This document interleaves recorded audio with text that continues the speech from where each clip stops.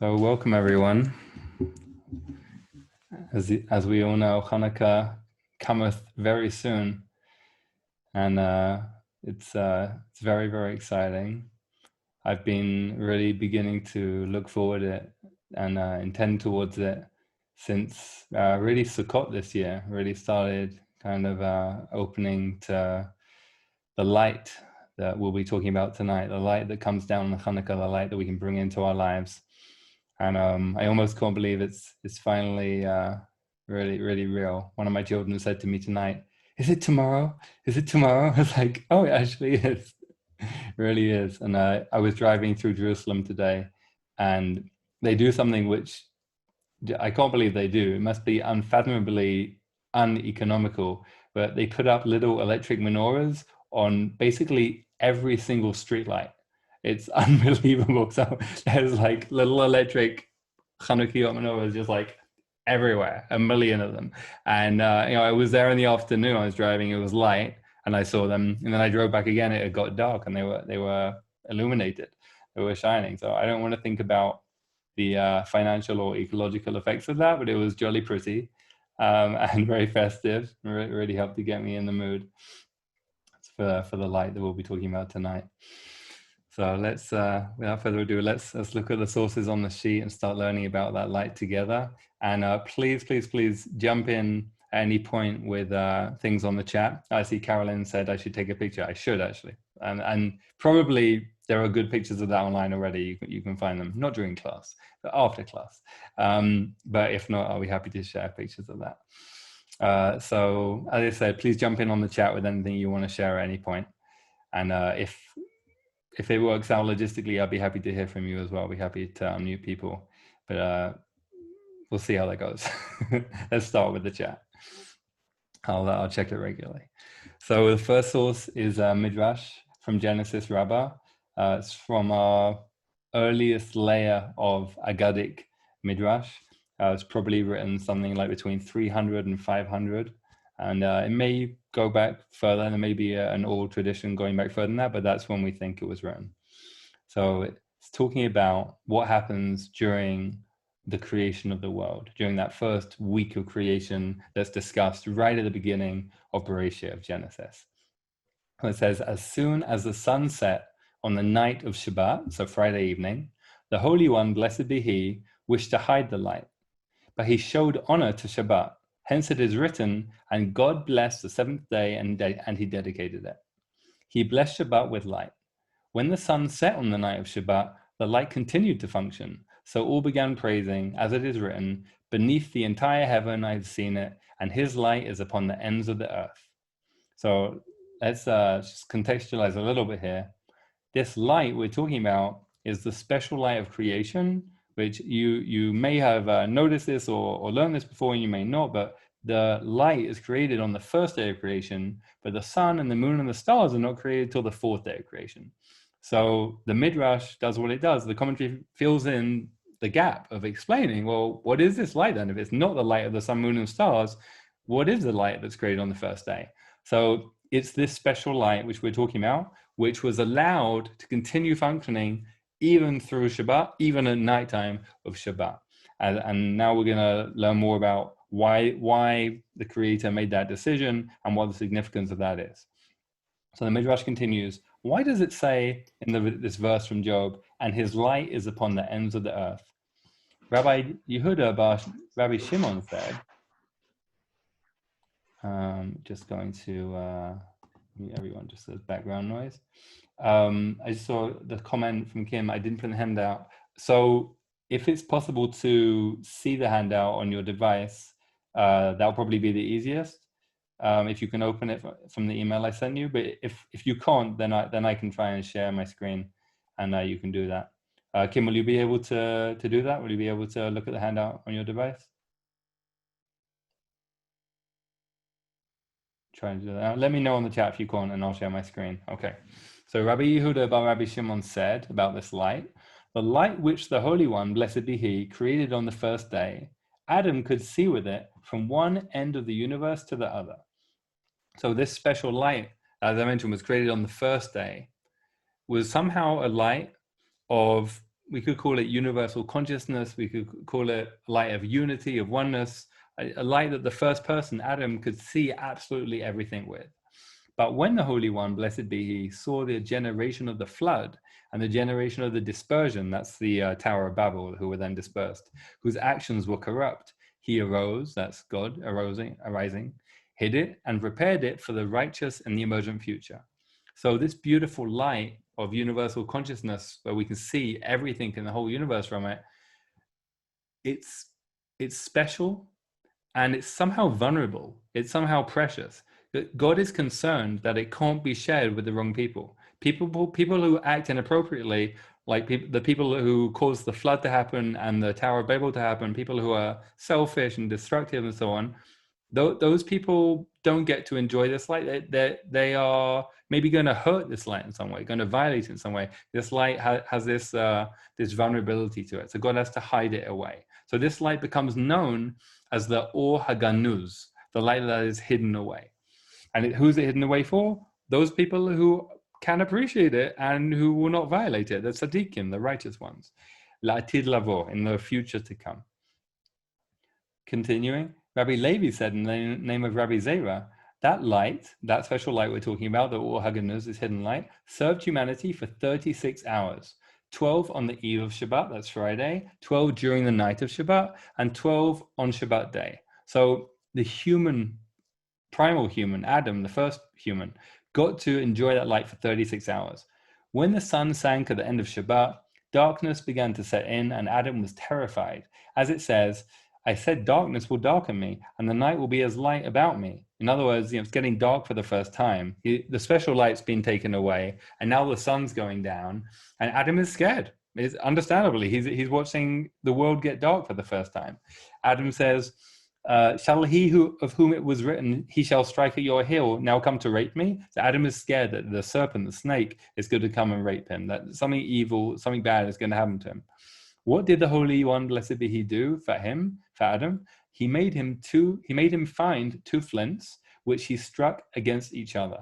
Light came forth, and he said a blessing over it. Hence it is written, but the night was light about me, ba'edani, in that verse that we read about. The night will be as light about me, i.e. the night was light in my Eden. So the verse, originally we read the first half, the Midrash was citing the first half of the verse, darkness will darken me. That Adam was scared of the dark and what might come to him in the dark. But then the night will be as light about me. That he gets gifted this beautiful gift of fire by the divine, by the creator. And then because he has fire, he's safe, and he feels he can go on. And of course, we relive that Midrash when we light the flame at the end of Shabbat of Havdalah. It's a beautiful story about where fire came from. Interesting contrast to the Prometheus myth, in which fire had to be stolen from the gods. Here it's a gift from the creator. Not the subject of our talk tonight, but just an interesting thing to bear in mind, especially as we are talking about flames a lot. So I just see from Carolyn, Spark of Creation, beautiful. And from Stefan, is it Ein Sof? Yeah, Ein Sof, Stefan, and anyone else who's interested. Ein Sof is what the Kabbalists call God, the infinite one, the creator. Ein Sof literally means there is no limit, there is no end. So yeah, absolutely, it's the same God we're talking about. So we learned about this light, that it's a light of universal consciousness. We can see from one end of the other of the universe with it. We can see everything with it. And we learned that humanity enjoyed this light for 36 hours. And we also learned this light is vulnerable and had to be hidden from those who could appreciate it and not violate it. So those are the key takeaways about this light from that Midrash that I want to go forward with. There's one more piece of a classical rabbinic text we're going to see before we start looking at some more recent and more mystical, overtly mystical sources. So this is source 2 over the page from the Talmud and Tractate Nida. It's a beautiful passage in its own right, and we could again do a whole lesson just on this, but we're just really drawing out one point from it about our light.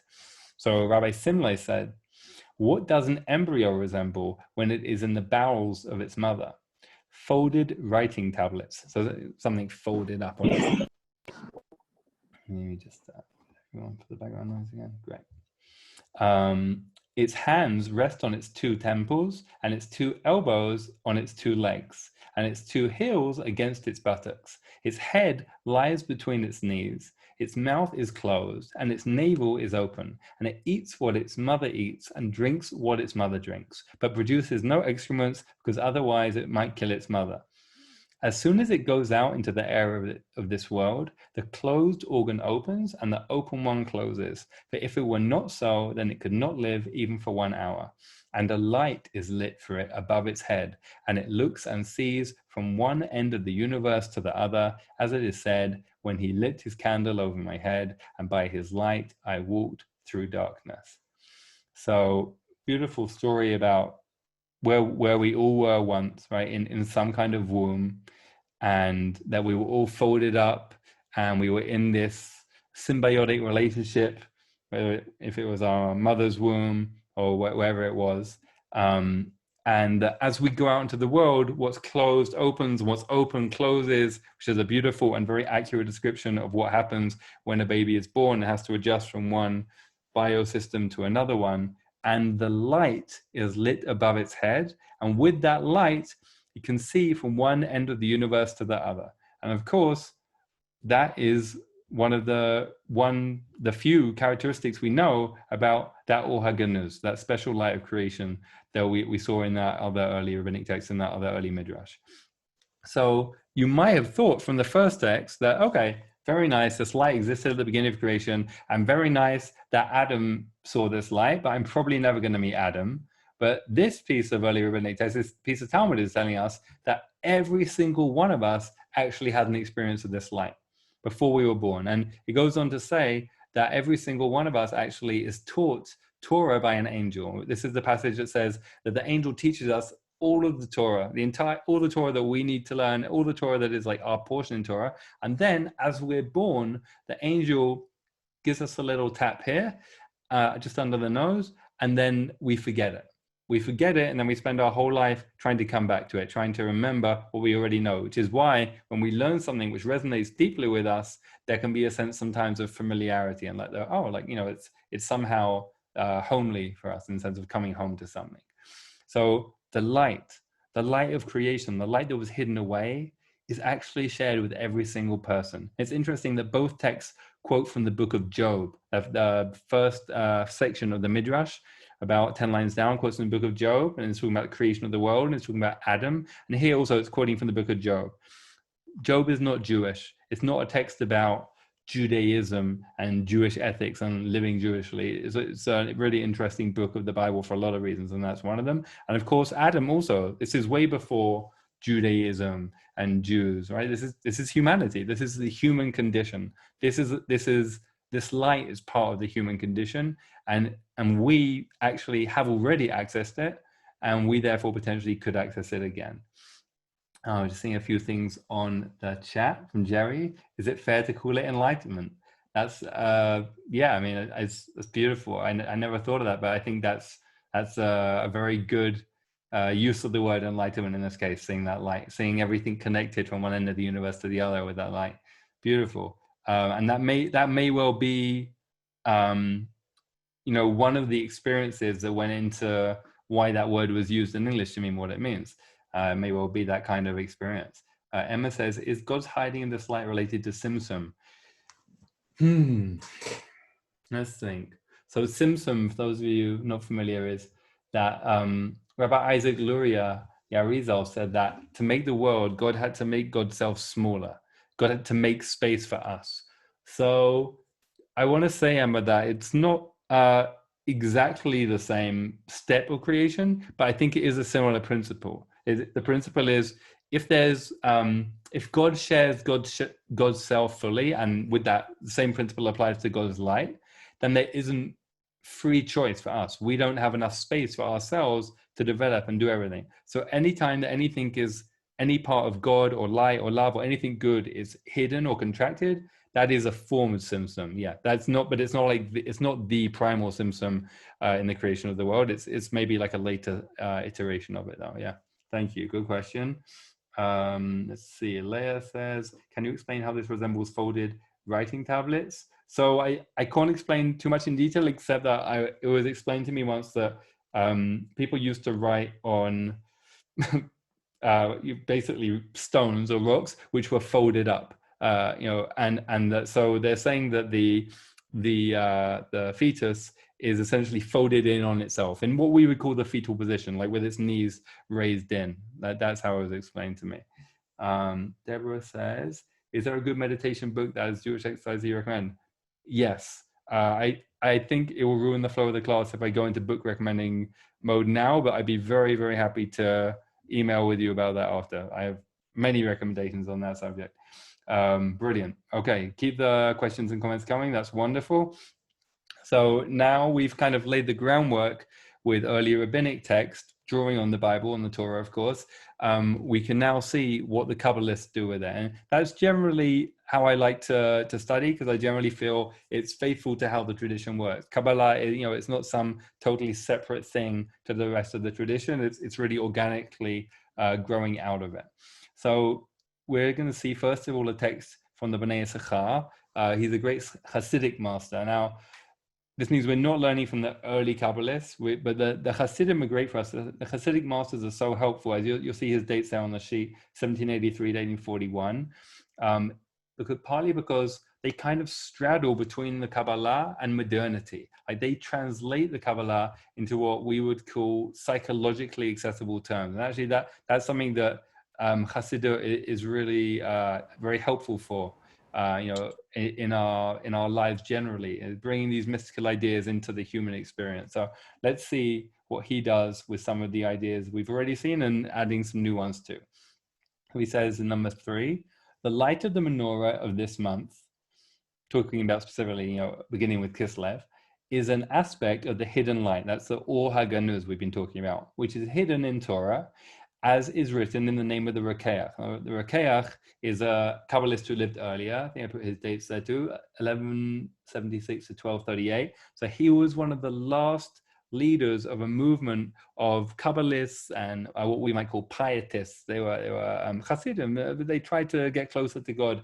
Their way was more ascetic. They went to things like fasting and rolling around naked in the snow and so on. The Rokeach said, there in the late 1100s, maybe 1200s, he said that the 36 candles which we light on Chanukah. Now, just in case you're wondering how we get 36, that's counting all of the candles we light, but not the helper candle, not the shamash. So if you add up 1 plus 2 plus 3, or all the way up to 8, you get 36. So the 36 candles that we light on Chanukah were established corresponding to the 36 lights mentioned in the Torah, which is a hint to the hidden light, which served for 36 hours for Adam, and afterwards was hidden and concealed in the Torah.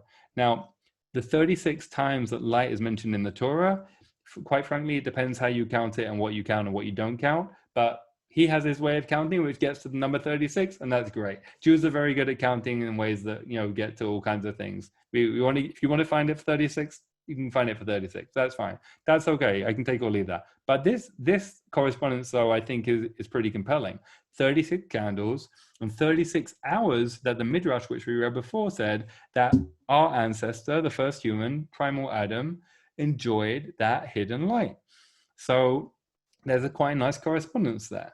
And afterwards, the Midrash said, actually, not the Midrash we saw, but it says another Midrash, that light, when we saw in the Midrash, it says it's hidden away. So one of the places other Midrashic text says it's hidden is in the Torah. So the Torah itself is a repository of this hidden light. Great. So that's kind of why he's mentioning that in the Torah, light is mentioned 36 times, if you count in some way. Okay. Carrying on, and in my opinion, therefore, the name of the month is Kislev, and he talks about what that means. For in this month shines an illumination from the hidden light, which is hidden in Torah.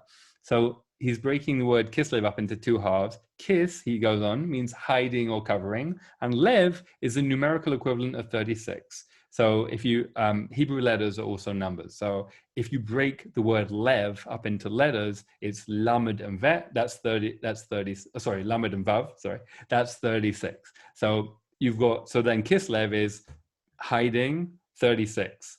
So the name of our month is that the 36 lights are, which, as he says, the 36 lights in the Torah are now he goes on to say, revealed in this month's illumination. So the name of the month is actually the hidden 36. but the month is all about the revelation of those hidden 36.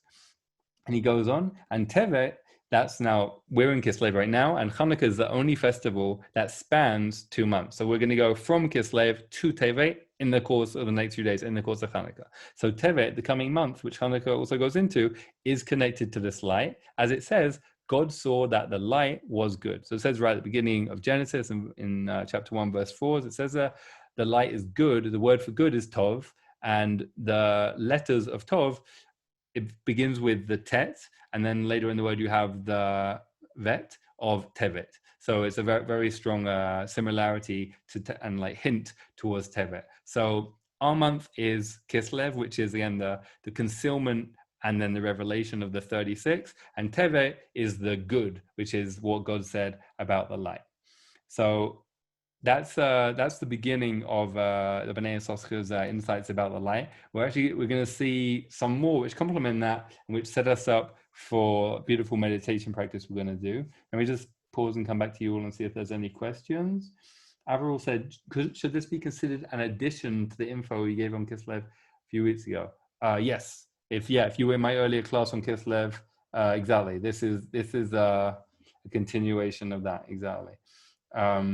Brilliant. Anyone else, any questions or comments or insights about that piece from Bnei Yissaschar or anything connected?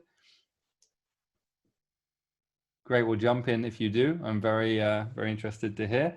Otherwise, we're going to explore a parallel question now, which we're going to tie back together with what we've seen so far, which is Chanukah. What does the word actually mean? Why is this festival called Chanukah? Why it could have been called, we all know different aspects of the story. I see a question there on the chat from Zoe. Could you please clarify the 36 lights in relation to the lighting in the Chanukah? So if I understand the question, you're saying what does 36 have to do with lighting the Chanukah? And the answer is, if you add up the number of candles we light, not including the shamash, the helper candle, it gets to 36. So if you add 1 plus 2 plus 3 all the way up to 8, you get to 36. If that isn't the answer you wanted, though, let me know. No. Oh, got it. Brilliant. Good. Okay. So the rabbis say in the Talmud, they actually say, my Chanukah. What is Chanukah? And that's the only festival we have that about. It's the only festival where the rabbis have to say that, because all of the other festivals actually have a biblical precedent. They come out of the Torah, the Bible, or later books of the Bible in some way. With Chanukah, they actually have to say, what is this? And then they tell a story, and they tell the story that we may be familiar with different parts of. They actually really emphasize the miracle of the candles, that when the Hashmonai and the Maccabees reclaimed and rededicated the temple after they won it back from the Hellenists and the Syrian Greeks, that they only found a tiny bit of oil that was pure to use to light the menorah, and then that oil lasted for 8 days. That's the part of the story they mostly emphasize in the Talmud. Also, we know they wouldn't have got the temple back. They wouldn't be able to light the menorah in the temple if they wouldn't have first won the military victory against the mighty Greek-Syrian Empire. That was a huge accomplishment. So just saying that on the chat about the candles. Right, exactly. Right, 44. 44 minus the 8 helper candles. Got it.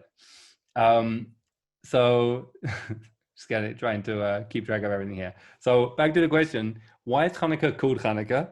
As opposed to, say, like it could have been called something to do with the military victory. It could have been called something to do with like midwinter, with solstice, which is, when it is. We actually have texts in the Talmud. This is a whole nother class on Chanukah, connecting Chanukah very strongly to the midwinter solstice, to the darkest point of the year. So could have been called lots of different things. Why specifically Chanukah? So we're going to answer that question in a second. I'm just going to answer this question on the chat from Jerry. Is the book of Maccabees as Apocrypha considered more authoritative than Midrash or other types of non-canon texts? So it depends who you're asking. Inside the traditional rabbinic conversation, no. The rabbis do not give it authority, but these days it's very common for people, rabbis and scholars alike, to consult it and take it seriously. And I think, if I remember rightly, I'm not an expert on it, if I remember rightly, one of the books is seen as relatively credible historically and the other one not so much. There are two books of it.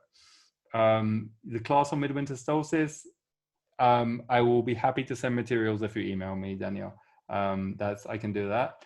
How does the organelles relate to Luria's story, the Shavira and the shattering of the vessels of light and the scattering of the light? Is it the same light, different story? Yes, exactly. Yeah, it's essentially the same light, different story. Brilliant.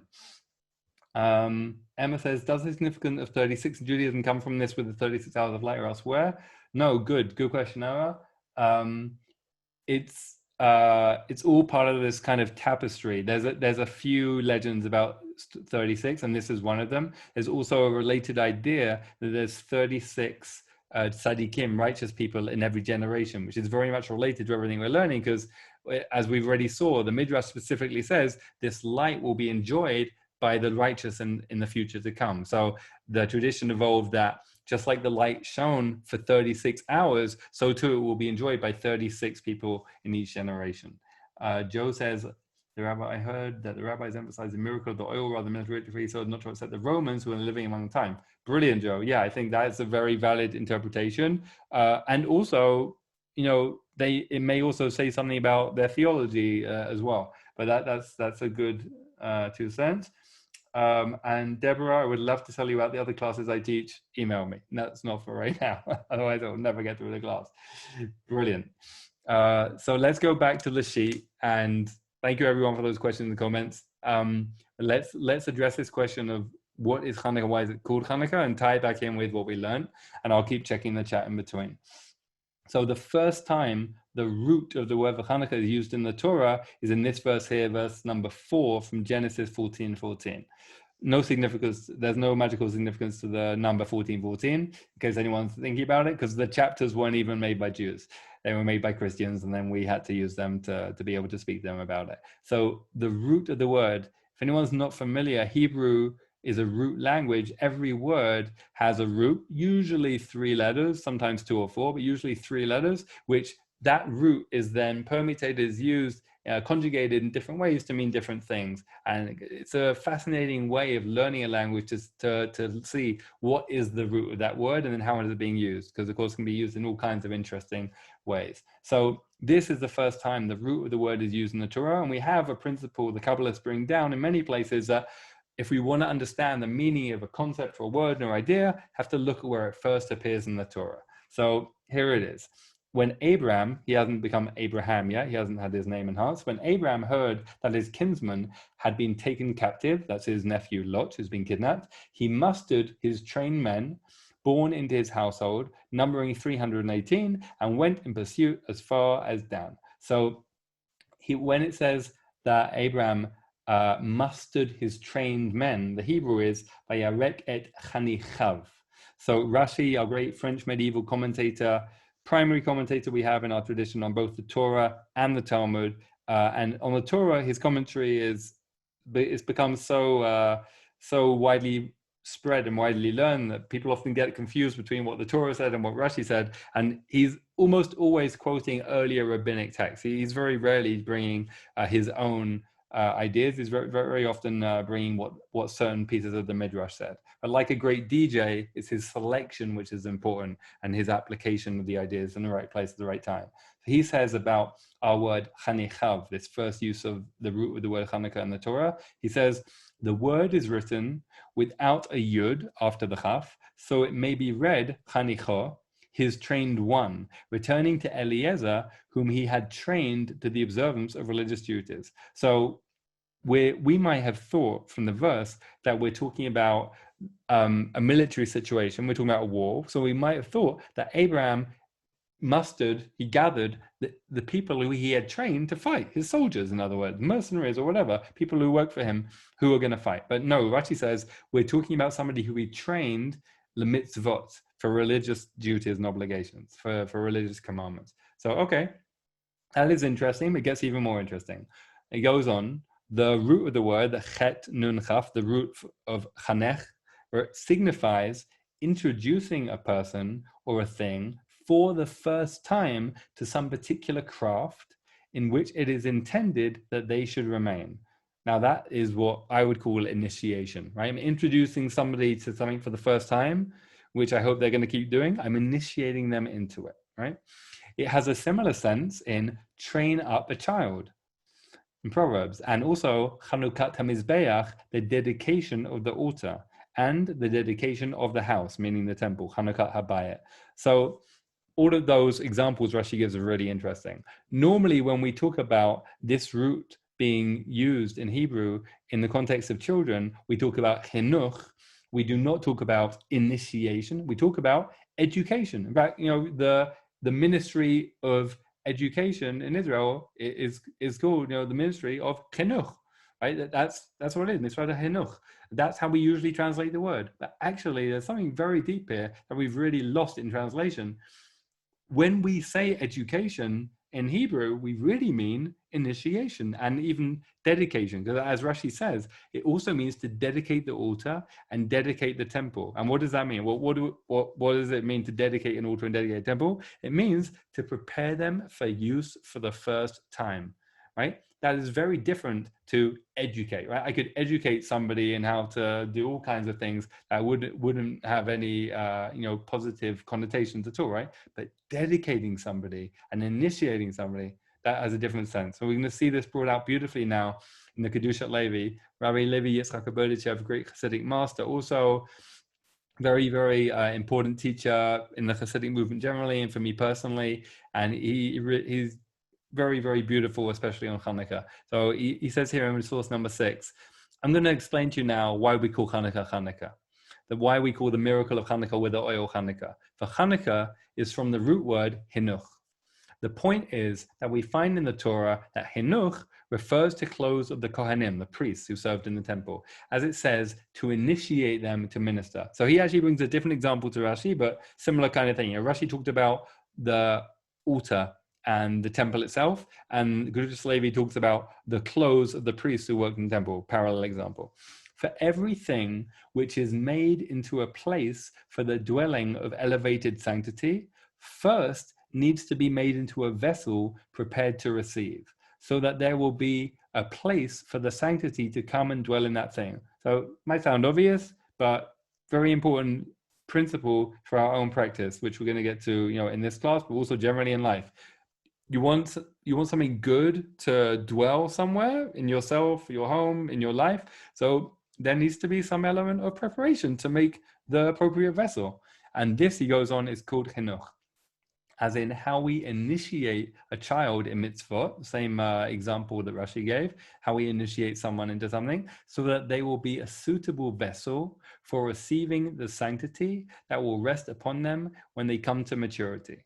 So Chanukah means, okay, we talk about dedicating the altar. Literally, Chanukah, the word comes from Chanukah HaMizbeach, from the altar that had been contaminated by the Greeks and the Hellenists, right? The Maccabees won it back, and they re-purified it, they rededicated it, so now it can be used. In the most literal sense, that's what it meant. Chanukah HaMizbeach was when they made it fit for use. But now we're learning that this has wider ramifications for how the word is used usually, and that also is going to apply to us and our experience of the festival, that we are going to experience a Chanukah, we are going to experience a rededication and initiation, and we're going to discuss that in the next source. I'm just going to come back to you all now in the chat and just see if there's anything that needs addressing. Someone else from my email, you all got an email from me, so you should be able to find it. If not, I'll give it at the end of the class. Latin educators to bring out in the sense of bringing into light. Oh, beautiful, Robert. Thank you. Lead out, really. Robert, that's really great. Tony says, can we take it back further to chen, grace? Yes, Tony, brilliant. The rabbis do that, actually. The rabbis do specifically relate Chanukah to chen, to what we might call grace as well. It's another component of hinuch. So we might say that chinuch, this initiation and dedication, is also a preparing initiation of someone specifically so that they can achieve chen, even. They can achieve the grace. Chen is often used in the sense of achieving their own unique potential. So I think that really applies beautifully. Okay, so let's see now how what we just learned is not just about Chanukah HaMizbeach, the dedication of the altar, actually is about our experience of the festival. Again, going back to the Bnei Yisachar, source 7.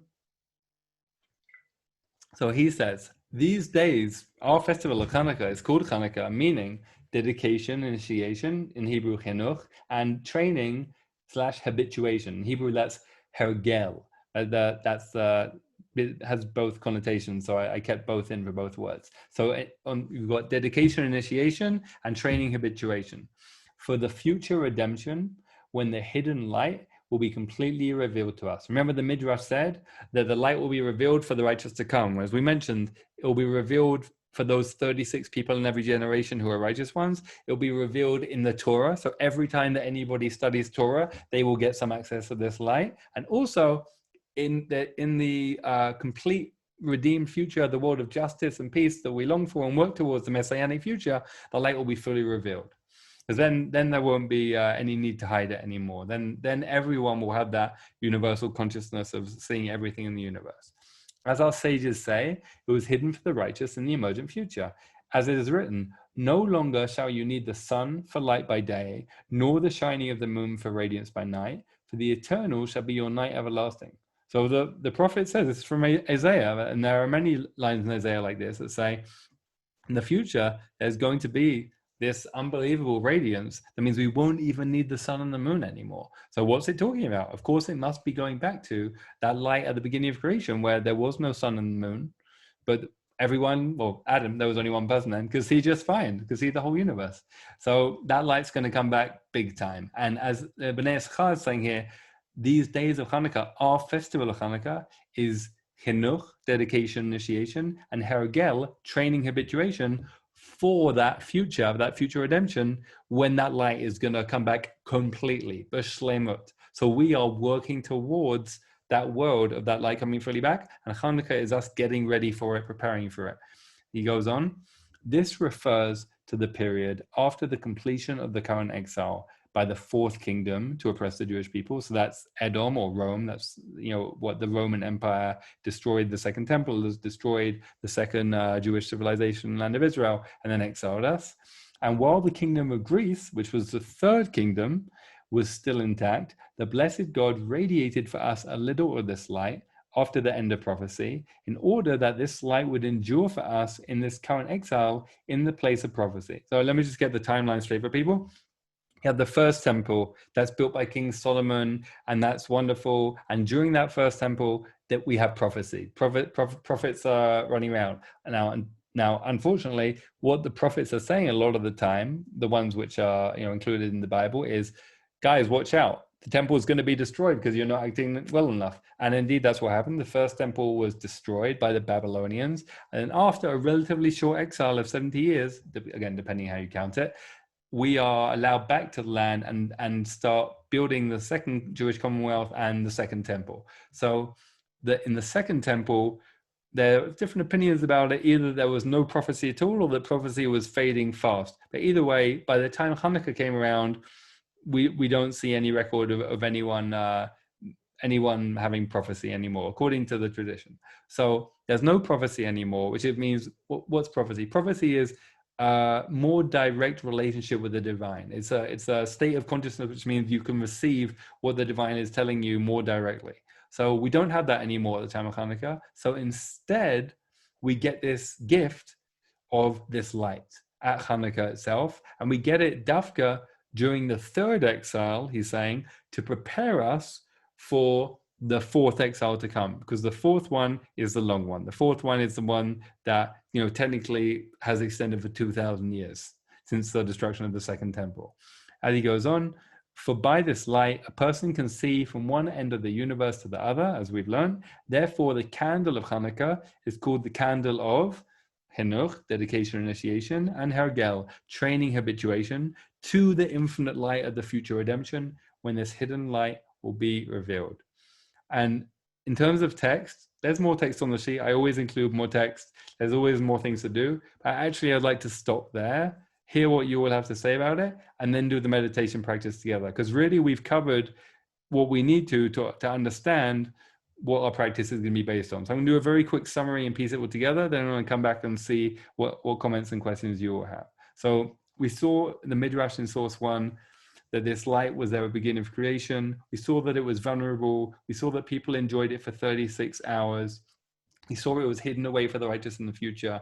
And we saw that every single one of us in Source 2 actually experienced this light when we were in the womb. And just before we were born, we saw from one end of the universe to the other that we've all actually had a taste of this universal consciousness.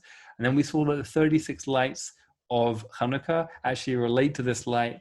The 36 hours it was enjoyed by Adam, the 36 times the light is mentioned in the Torah, that our month, Kislev, and the next month, Tevet, which have Chanukah in them, refer to this light being hidden and then revealed. That's source 3. Then we saw the word Chanukah means an initiation and dedication in the sense of preparing ourselves to receive something. Like the Kedusha Slavi says, we have to prepare to receive something good.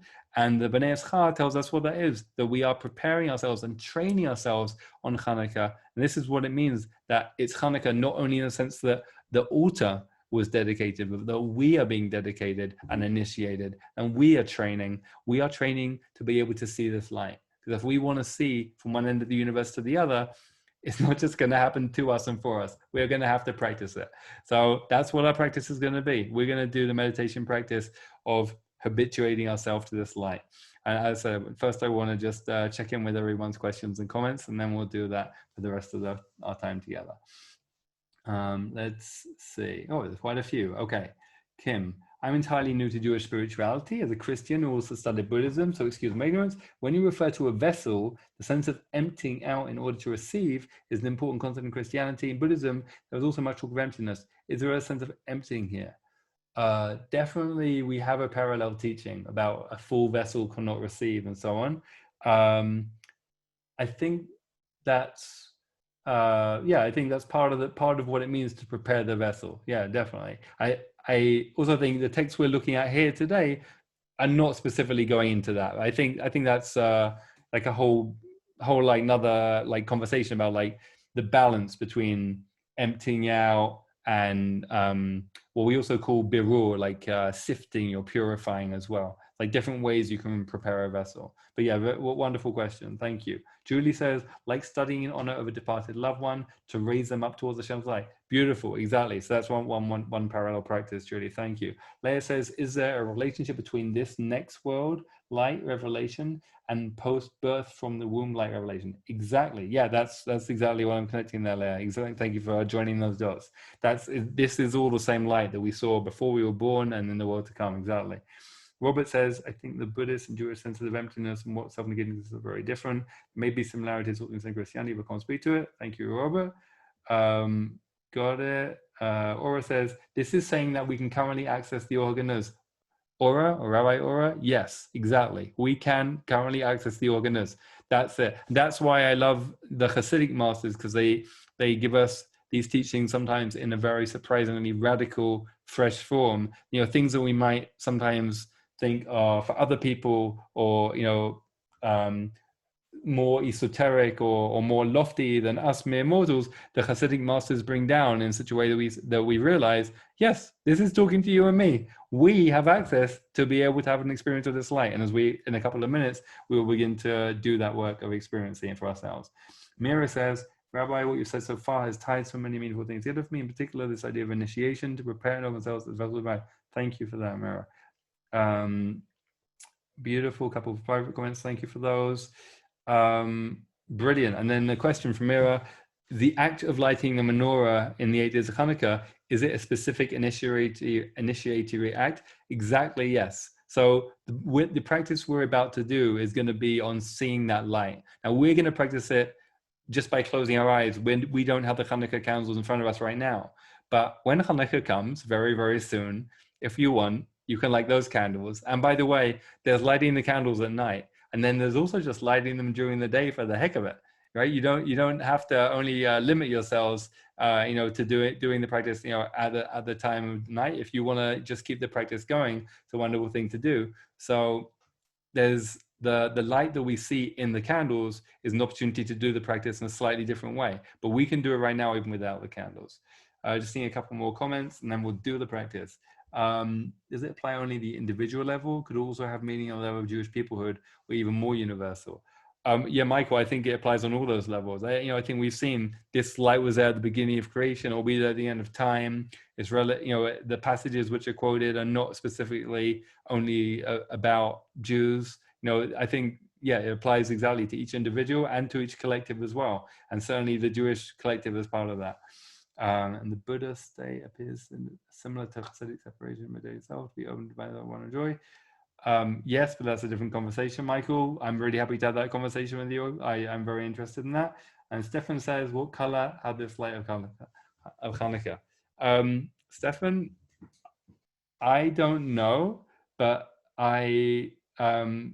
but as I've experienced it, and as we're going to experience it in a second, it is a little bit, we say a little bit luminous, a little bit transcendent. So it's not necessarily only one color. It can change colors and be a mixture of different colors. Okay, Andres said, when he spoke about receiving the light through reading the Torah, is it possible to receive the light only by reading the Torah as stories, events, and surface and subjective interpretation? Or do we only receive light when we decodify the secrets, doing gematria and Torah and service of the word and limiting on the word? Beautiful. So Andres is saying there's hidden light in the Torah, but do we only get it when we learn the Torah in a very deep mystical way, or do we get it even just reading the Torah in a surface way? I think both. I think any encounter with the Torah with an open heart is going to be in a relationship with that light. Of course, the mystical tradition, the mystical way of reading the Torah is specifically designed to open us to that mystical experience and to that light, but that doesn't mean that we're not also going to have a taste of it there otherwise. Does it matter if you like colored candles opposed to white candles? No, Kim, you can light any color candles you want. Emma, light in general is a spectrum of all colors. The rainbows, that's interesting. It's beautiful, Emma. Yeah, I like that. So light itself is the spectrum. What color light it says, right. Brilliant. Okay. I'm going to draw the line there just because I want to do the practice and make sure we have time for it. But that, I also want to just express appreciation for everyone's insights and comments and questions very, very much. It definitely makes it much more inspiring for me. So thank you. And certainly after, we'll do the meditation now for about 10 minutes. And then also I'll be very, very happy to hear more comments. And if anyone wants to share their experience after or ask anything, I'll be very, very happy to hear it. So please make yourself comfortable for around 10 minutes of meditation. It's a relatively brief taste, but hopefully enough to begin to experience what it is. So I'm going to read the instructions. So just begin to get comfortable. Take yourself inside. Let your intention go to what's going on inside you. If you want to take some deep breaths, yawn, sigh. If you want to shake out your shoulders or do anything else to help yourself relax a little bit. And for meditation, we want to be in a posture that helps us be both relaxed, but also wakeful, also alert. So we want to be kind of balanced between relaxation and alertness, both mentally and physically. So find the way of being that helps you be present in that way.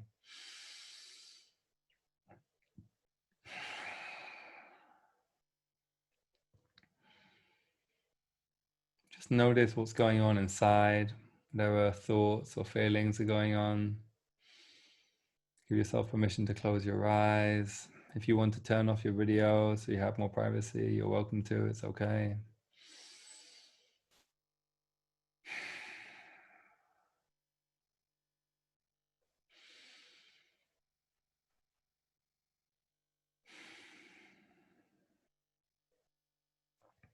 And we're going to begin by visualizing Chanukah candles in front of us. As I said, we can do this with real candles too, looking at them. It's also a wonderful exercise to do for us to use our imaginations, see what those candles might look like. Maybe it's 1, maybe it's 8, whatever you want to see is fine. And notice if it comes easily, if it doesn't. Some of us have an inner eye that's very used to doing such things, and some of us it's like just a muscle we haven't used much recently. It just takes a bit of practice.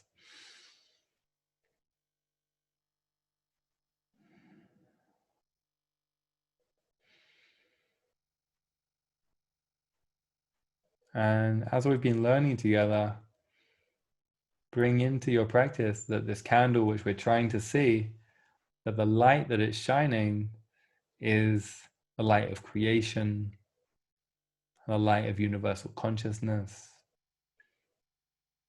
and the light of hope that's leading us towards a perfected world, a world of justice and peace and wholeness, a world where everyone will be able to enjoy this light.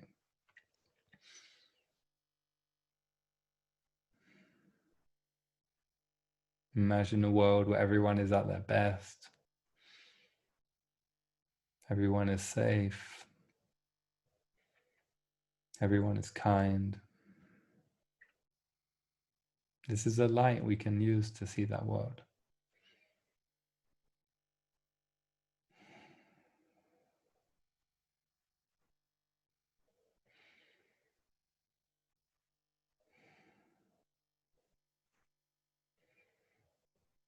And this is our basic practice, to see the candles in front of us, see this light coming from it. And when you're ready, what you can do, you can imagine this light going to specific people you know, and people you don't know, to specific places that you have a connection, and other places you may not, to let this light spread eventually to the whole world. Let's start by letting it go to yourself and people that you want to send this light to. You could focus just on yourself or on others. It could be one person or many, whatever comes.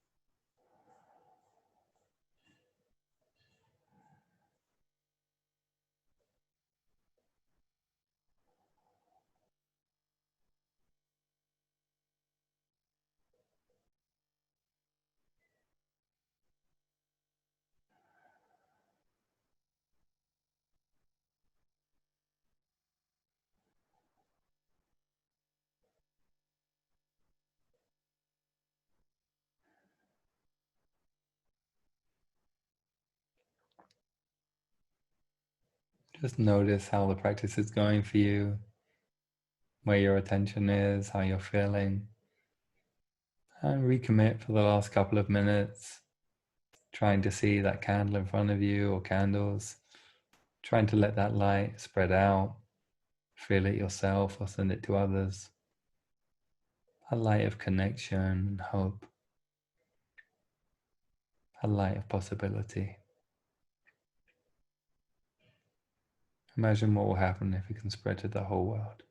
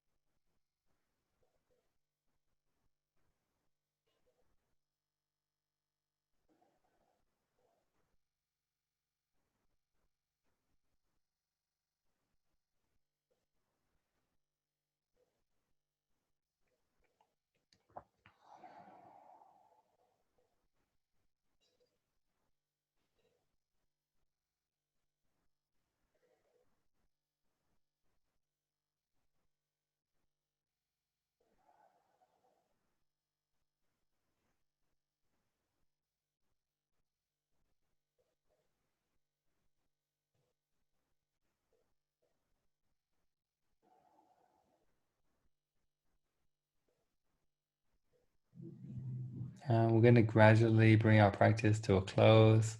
So take your time at your own pace. Come back together slowly, slowly.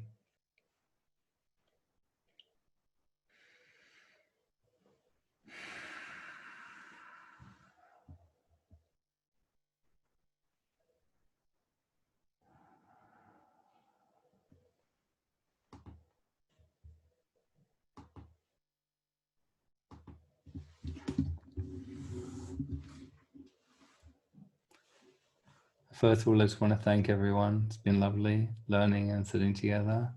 Also, I just want to open space. If anybody wants to share anything about how that was, I'd be very, very happy to hear it.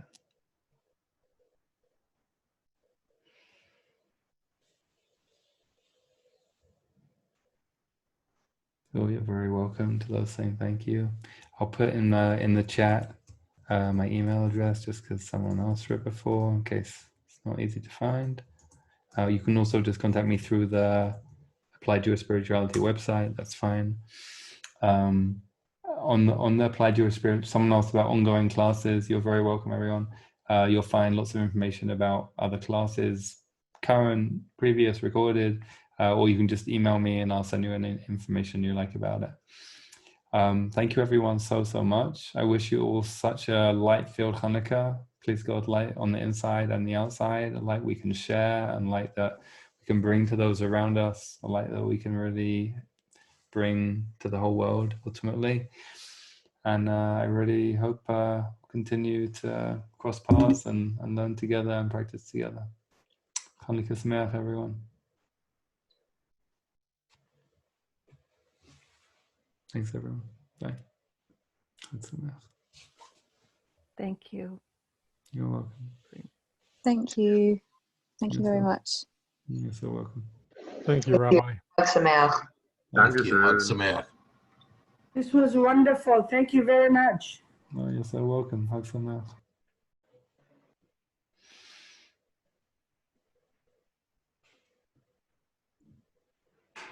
Thank you, wonderful. Hag Sameach.